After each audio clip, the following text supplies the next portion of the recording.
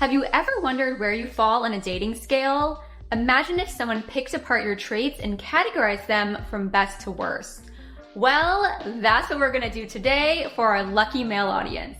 I will be ranking a list of factors and how they affect a man's dating life on a tier list. You probably already know the drill, with S tier being the best tier.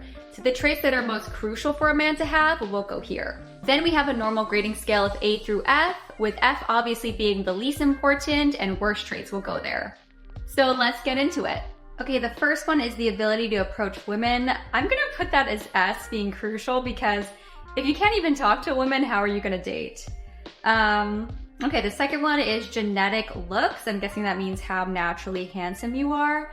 You know, I'm only gonna put that under C because I think that for a man, your personality and your charisma can really go a long way. And the same with these other physical type traits, height, physique, and skin complexion. I don't think that they're kind of important, but I wouldn't put them at the top of the list. I would, however, put hair, fashion, clothing, grooming, and hygiene at A being very important because, you know, hygiene, it is crucial. Actually, I'm gonna put that under crucial. Like, no woman wants a man that's dirty. You don't have to be Mr. GQ, but you still have to look a little bit put together and presentable, for sure. Okay, money, income. I'm gonna rate that as B. I actually think that's more important than looks for a man, along with car, your apartment or house, your job or occupation. I think most women are more attracted to men that have stability and have a career that they're excited about. It's not crucial, you know, you could find a woman that maybe it's not that important, but I think in general, I think women are very attracted to stability. Okay, group status. I don't think that's that is important. I'm just gonna put that as D. I think maybe it could help some men a little bit, but I don't think that really matters, your group status or social connections that much, or where you live or access to women. I mean, that's why we have dating apps, right? You don't have to live around a lot of women to necessarily date. You can always fly, you can drive to go to meet up with a woman. You know, if he wanted to, he would, right? The next one, I'm just going to skip because it's a little inappropriate, I think, for this channel. An ethnicity, I'm just gonna put that as F. I don't see why that matters at all. You can be any race. Okay, confidence, you know what? I'm gonna put that as A. I think that's really important, along with your charisma and social skills and humor and emotional connection. Oops, meant that to be A. And your touch. We want a man that is in touch with his emotions, for sure. I think that's really important and, you know, can be confident and lead the way and has charisma. I think it's honestly more important than looks or your income in the dating world. Okay, next up, musical, dance, or singing ability. I don't think that's really that important.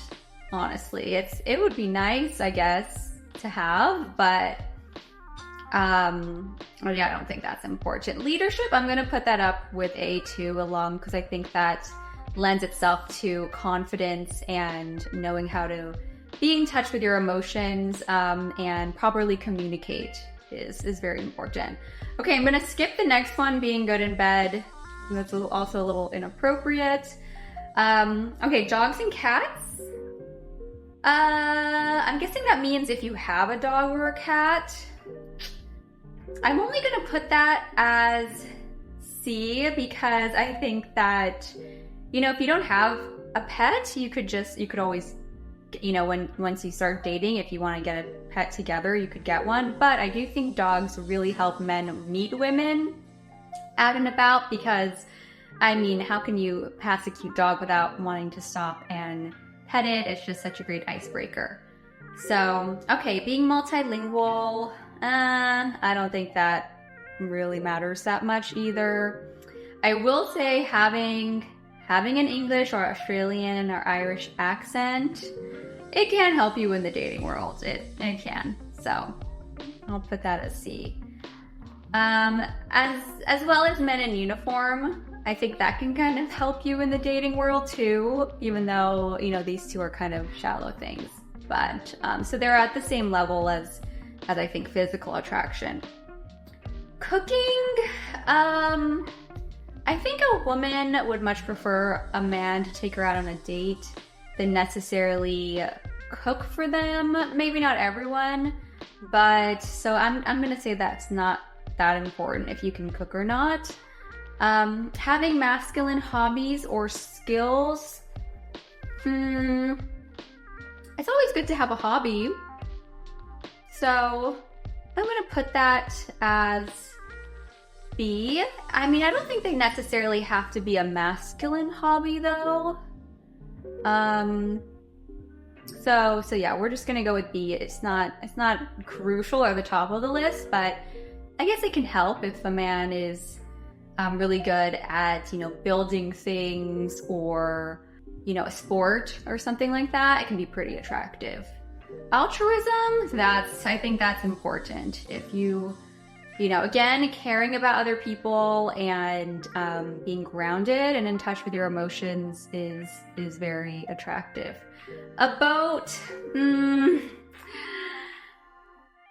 I think that can help. I mean, how fun is that to go on dates on a boat, do a sunset cruise or happy hour together? But it is kind of a shallow thing again, so I'm just gonna put that under C.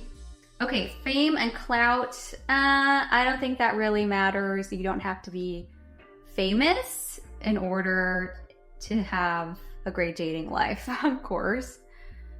And then martial arts and combat skills. I'm gonna put that under F because I think that's kind of creepy, actually. Being able to fight and hurt other people, it's not that attractive. So I don't think that's at the top of the list. So there you have it, folks, the best and worst traits a man can have when it comes to dating. Drop a like if you want to see more videos like this, and I'll see you next time.